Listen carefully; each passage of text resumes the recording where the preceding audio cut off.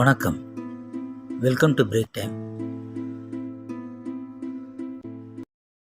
வருமானத்துக்கு அதிகமாக சொத்து சேர்த்த வழக்கில் பொன்முடிக்கு வந்துட்டு நீதிமன்றம் கொடுத்த தீர்ப்பு வந்துட்டு 3 வருஷம் சிறை தண்டனை, 50 லட்சம் அபராதம். இதை எதிர்த்து மேல்முறையீடு பண்ணியிருந்தார் உச்சநீதிமன்றத்தில்.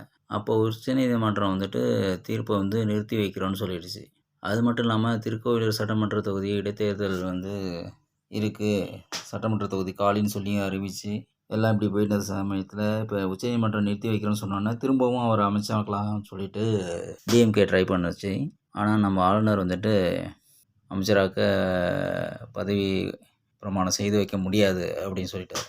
ஏன்னா உச்சநீதிமன்றம் நிறுத்தி தான் வச்சுருக்கு, அவரை ஒன்றும் நிரபராதின்னு சொல்லலை, அதனால் அமைச்சராக்குவது சரியாக இருக்காது அப்படின்னு சொல்லி ஒரு குண்டை தூக்கி போட்டார்.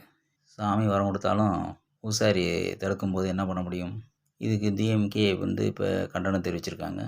ஆனால் தேர்தல் ஆணையம் என்ன சொல்லியிருக்குன்னா, திருக்கோவிலூர் சட்டமன்ற தொகுதி காலின்னு சொல்லலை. இப்போ உச்சநீதிமன்றம் தண்டனையை நிறுத்தி வச்சதுனால அவர் திரும்பவும் அமைச்சர் ஆகலாங்கிற பார்வையில் அவங்க அப்படி சொல்லியிருக்காங்க. ஆனால் நம்ம ஆளுநர் விடாப்படியாக இருக்கார். இப்போ சட்ட ரீதியாக எப்படி அணுகுவாங்கன்னு தெரியல.